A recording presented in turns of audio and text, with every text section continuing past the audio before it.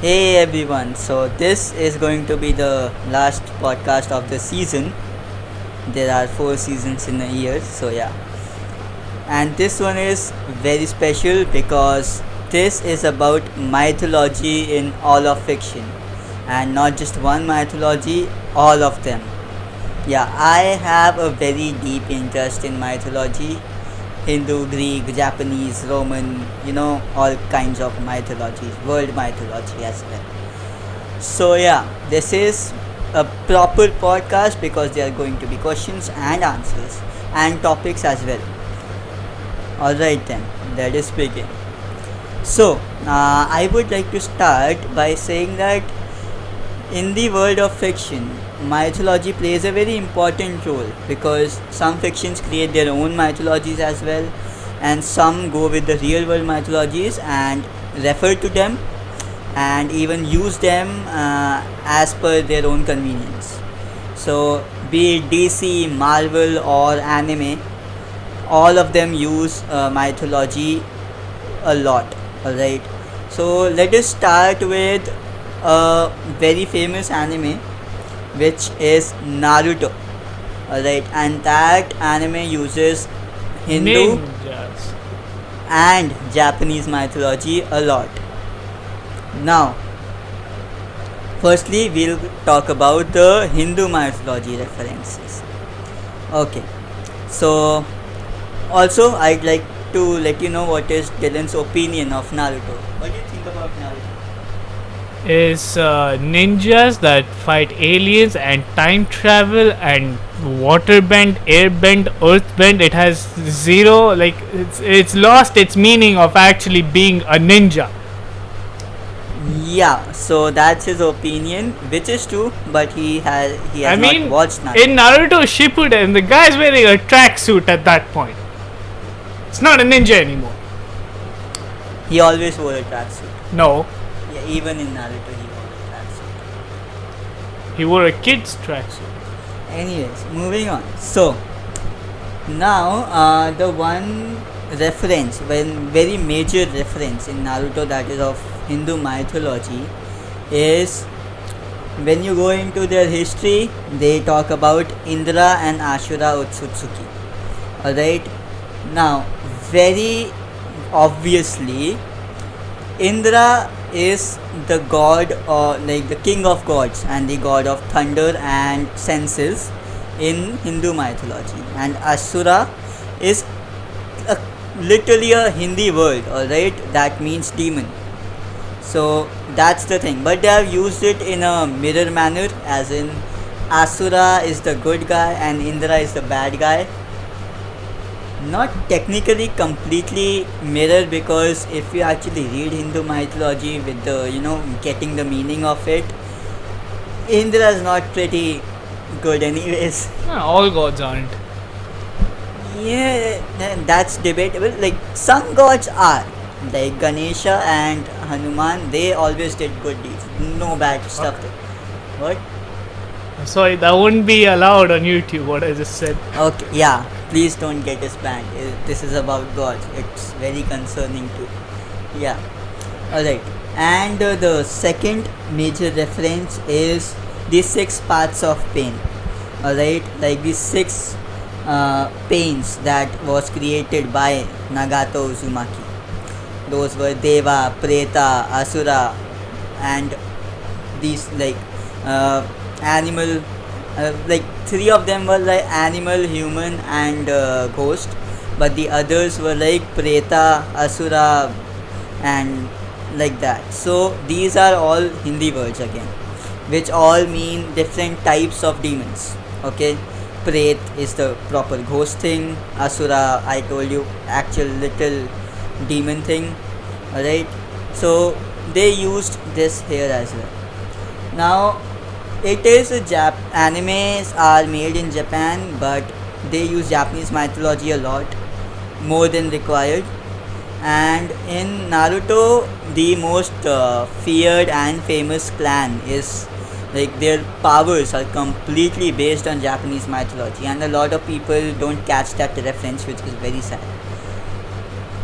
Uchihas, alright, the clan which was going to revolt and the whole world feared them. Madara Uchiha, Sasuke Uchiha, Obito Uchiha, and all of them. Their main power lies within their eyes, alright, ocular prowesses. And what do you think the powers in their eyes, the names of them are based on? They are all based on Japanese mythology, gods, and famous figures. Alright, like Amaterasu, basically infinitely burning flames. And Amaterasu is the literal name of the fire goddess, the sun goddess in Japanese mythology. And Susanoo is the name of the wind god. Alright, and Susanoos are basically created out of chakra, big astral projection. That is the power of Susanoo god. Alright, and then Infinite Tsuyomi, the thing that Tsukuyomi, thank you for the pronunciation correction. The thing that caused the fourth great ninja war. So Tsukuyomi is the name of the moon god. Right? The moon god's name is Tsukuyomi. Thank you. It's just I can't pronounce that name somehow. And some Naruto fan you are. One name, okay? And Izanagi and Izanami both were the man and woman of the first man and woman according to Japanese mythology. Alright, they bred and all the gods were formed and everything. Alright, so all of these references are to Japanese mythology. Even the special weapons that Itachi Susanoo is supposed to have, like the Yakuza blades and everything, all of them are actual, equipments of the gods in Japanese mythology. So, apart from this, a lot of anime other than Naruto use a lot of heavy referencing of Greek, Norse, Hindu, and Japanese mythology, and we will give you a list of them later in the video. Now this is going to be very interesting because mythology has been our favorite topic of discussion since a long time, and Dylan has a lot of questions, so we decided let's open them up to the world. Yeah, I mean, if they're gods, why do they need weapons? Okay, that is maybe the worst question you'll hear in this podcast. Well, they are gods, but they still need weapons because sometimes gods need to kill gods. So godly weapons. So if they're gods and they're almighty powerful, they needed weapons. Gods are not almighty powerful, by the way. Oh, kind of diminishes the word, the meaning of the word itself. Yeah, that is kind of an illusion created. God does not mean invincible or anything, alright? It just means some projection you look up to and pray to for hope and inspiration. So gods are not invincible in the realm of godliness. Only a few, like the word God, as in the whole meaning of God, is that a being that exists to give you hope. So power scaling is a thing, and all gods have different power sets and everything. Alright, fair enough. Yeah, when it comes to gods, Naruto won't be the first to come to mind, because I started my otaku adventure with Death Note, and it had I guess it's Japanese Shinigami, god of death stuff in it. Shinigami is literally the god of death. That's the meaning of the word Shinigami. Yeah, so the god of death in Japanese culture, according to Death Note, again, serious otaku wise, because I didn't actually study the Japanese culture for this, just going based off the anime. So their weapon was a notebook in the history books. No, and mythology and history are different, firstly. And yeah, as I said, they refer to it. They bend it to their will a lot. No Shinigami uses a notebook. Ah, okay. So what do they use then? Swords and bows and arrows, killing weapons. Ah, okay, that makes sense. And curses. Curses, there we go. That's the one I'm looking for. So, when it comes to mythology, you said Naruto has Greek, Hindu, and Japanese mythology. Naruto has Hindu and Japanese. Yes. No Greek. No. Okay. So, now to sum up Naruto, I would say it's bunch of guys in tracksuits that bend elements to fight aliens based off godly powers. Time traveling godly powers. Yeah, there's like much more than time traveling happening there, like astral projection and space bending and all that. So Yeah, further proving my point. yeah, I'm agreeing with you. Okay. So when it comes to mythology, who would you say would be the strongest god in the Naruto verse itself? Look, there are not actual gods in the Naruto verse. So if you're asking that from the gods that are mentioned in Naruto, which is the strongest, well, Tsukuyomi and Susanoo and Amaterasu stand on the same power scale, basically. No Hindu god is like mentioned, alright? They just use Hindi names. Ah, okay. I guess that makes sense. So, what other anime have mythology injected into them? Mostly, like a lot of shonen anime have. Alright, let's talk about the specific Japanese mythology ones. Alright, so in Japanese mythology, mostly the references are of spirits and everything. Because Japanese mythology does not have too much of folklore, alright. It is basically based on spiritual beasts like Kappa and Kyubi. Basically, Nine Tails is actually a Japanese mythical beast. Alright, that's why it is used a lot in anime. Alright, and anywhere they want to specify fire as an eternal element or something dangerous, they always name it Amaterasu. Because sun god is very very powerful in all mythologies. Ah, okay. So, sun god, who's controls flames. I'm guessing, yeah, like mostly flame stuff. In mostly mythology, sun and fire gods are the same apart from Hindu because there are 36 lakh gods. So Surya and Agni are different. How come? Because the sun is literally the sun. Alright. Oh, very interesting story, and I guarantee you 99% of the audience would not know that. Surya is also not the literal sun. So what happened is Indra was losing to the Asuras as usual. So the literal sun was prayed to by the mother of Indra and the other original 12 Adityas. Yes, my name is Aditya and that means Devas, kind of, and the power of the sun. So, moving on.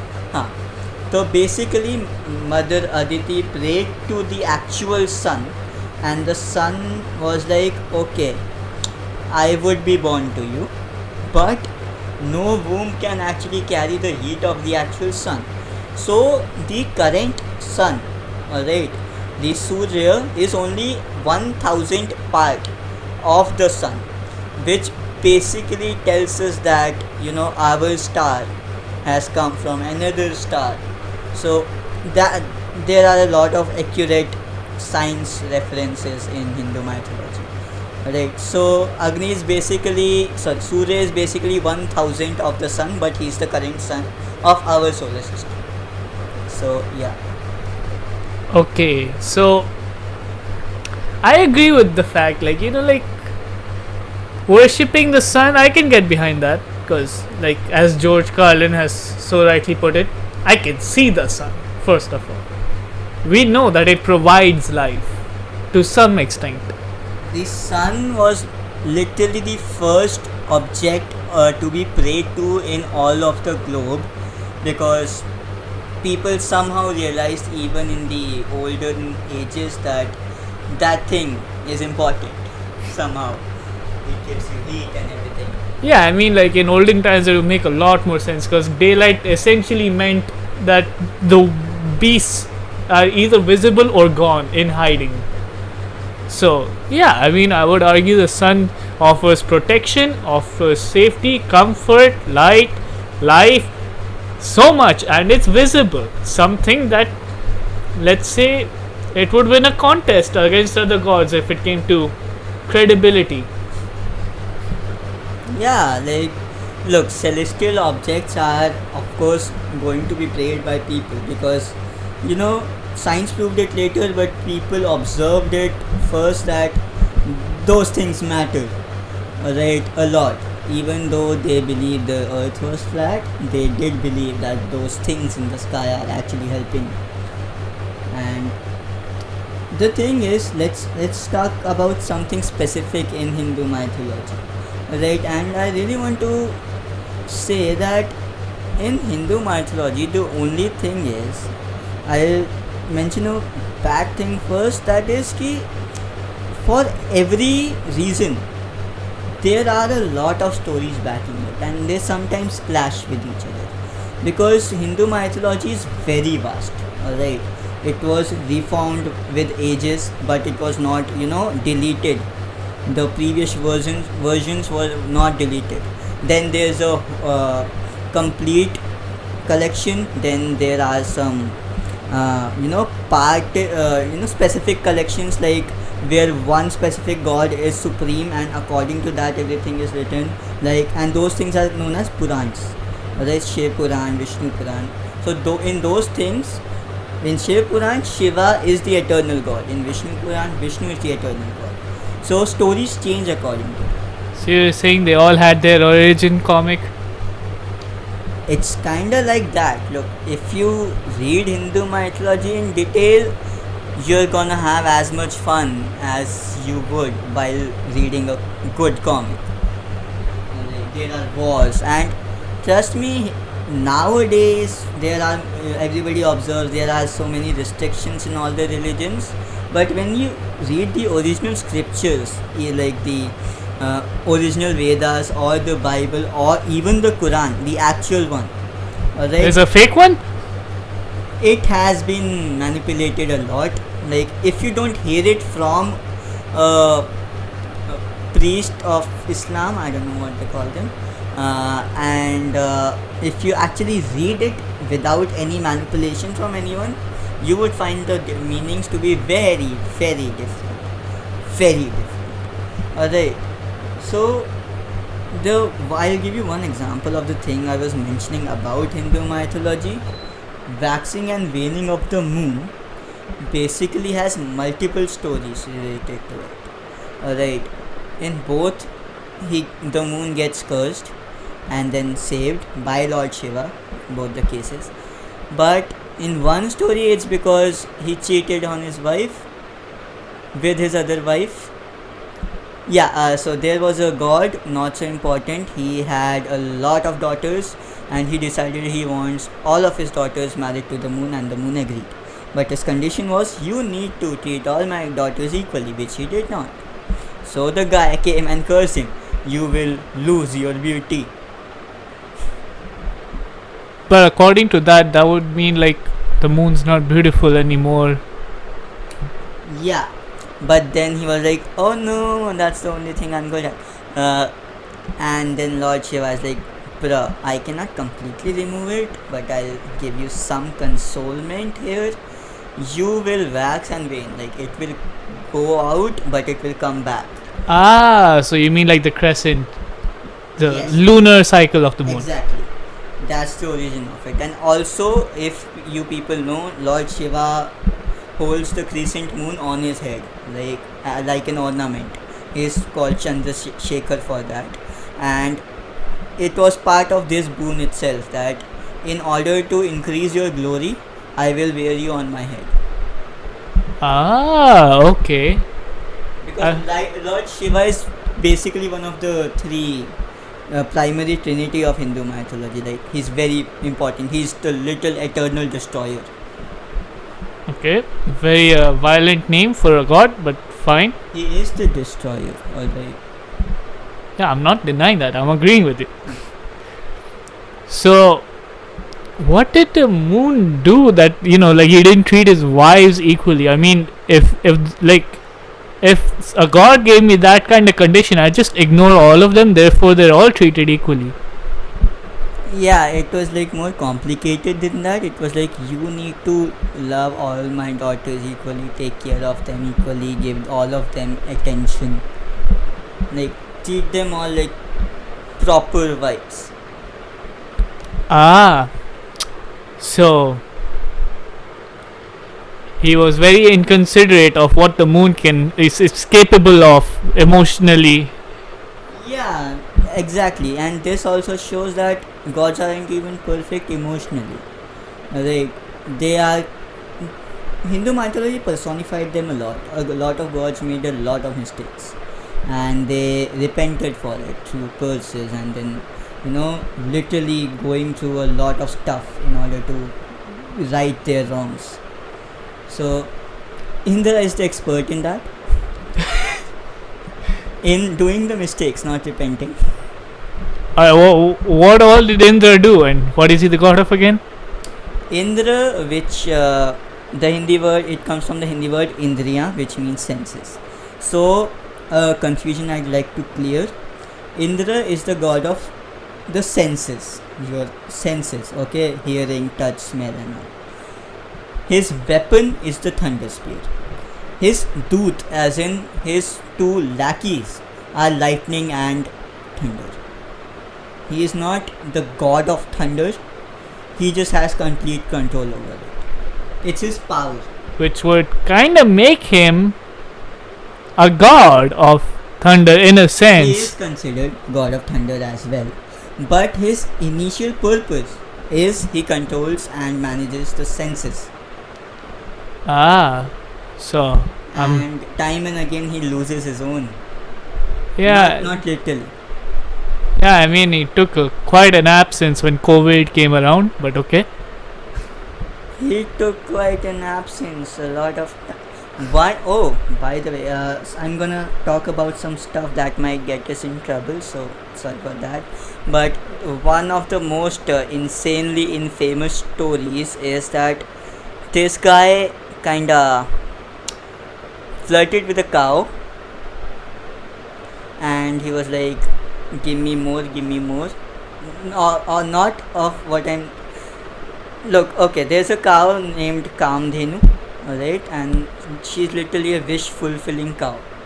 Alright, whatever you ask of her, she can provide. Mommy cow, okay. Yeah, she is. And her daughter is also, she has a part of her power. Alright, so Indra kind of tried to overuse the daughter, and the rishi who took care of Kamdhenu came and cursed him like, you are lose all your glory, you're not the king anymore of gods, and nobody cares about you, are non-existent, go to him. And he had to hide in a lotus, and then he prayed to Lord Vishnu, and Lord Vishnu is like the messiah of all the devas. Alright, there's a chart of ascension, and devas are below the trinity. So Vishnu ji was like, and this was of a very old era, alright, so bad things were happening. Vishnu ji was like, you can spread your curse, alright, you can like take it out from you and break it up and spread it to the world. So he gave the earth dots. Right, it's like whenever dots happen, it's basically a part of the curse. And he gave the trees fall. Alright, if leaves fall, that's basically his thing. Alright, and he decided to give the third part of the curse to women. This is not my opinion, alright. All biological processes are very necessary and important for human sustenance. This is a mythological folklore. Please don't blame me. So periods exist. So that's because of the part of the curse. He gave women periods. This was because of this curse.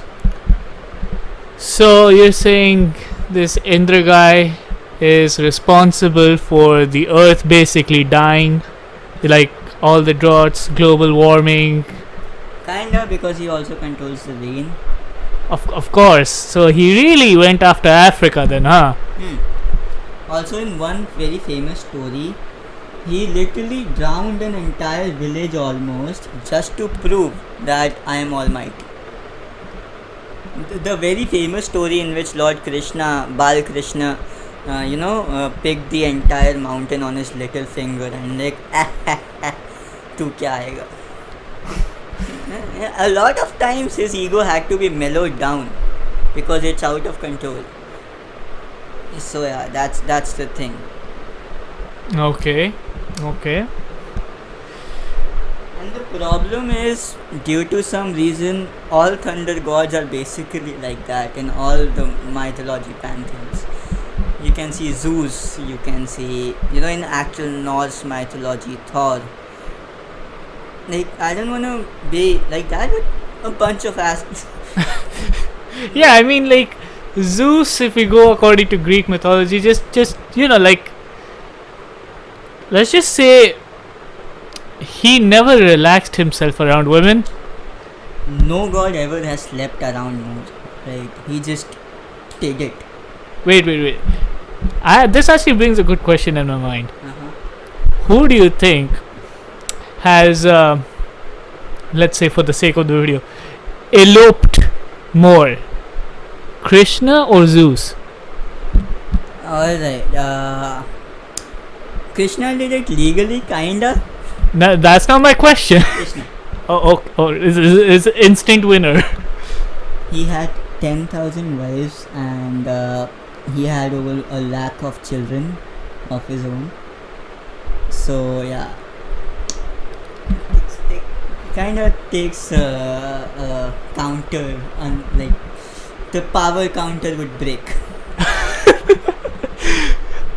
I mean, we're not I guess according to mythology we'll never know, but if we ever find out aliens existed, I guess the Greek would say, oh, Zeus definitely did it to alien people as well. So he kind of did it to other beings which we can qualify as aliens. Other beings, everything he did. He hath no mercy. Yep. And this guy got no chill. And his wife got even more no chill. Like, you get her pregnant, I will kill the lady and her child. See, this is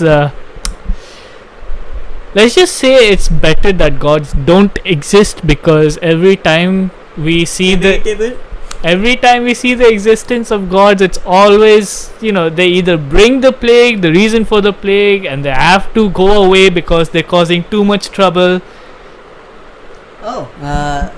Good you mentioned plague, because this one thing very interesting, that a lot of events, important events in all of the mythologies have happened in exactly the same manner with just different names. Alright, the great tsunami that ended the world literally happened in all of the mythologies: Hindu, Japanese, the classic Bible, Christianity, all of them. Alright, there was always the great tsunami.